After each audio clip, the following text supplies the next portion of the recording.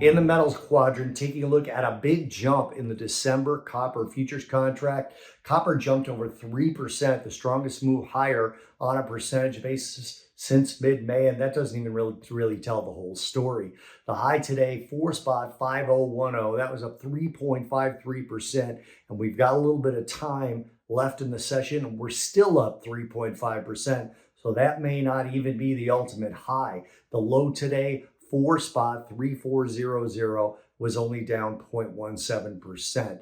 Chinese news is part of the reason. China unveiled a slate of easing measures to support the economy. And with China being the largest consumer of copper globally, this was supportive for copper. The People's Bank of China announced a cut in the reserve requirement ratio, the 7-day policy rate, and existing mortgage rates. They also announced at least 500 billion yuan of liquidity support for stocks. They set up a stock stabilization fund, but held off on those details. And the China Securities Regulatory Commission announced new measures to encourage mergers and acquisitions. In addition, the National Financial Regulatory Administration will add Tier 1 capital to 6 major commercial banks. This was all a tailwind for industrial metals in general and copper specifically. Also, we had recent dollar weakness, and that continued as the dollar dropped over 0.33%, so over a third of 1%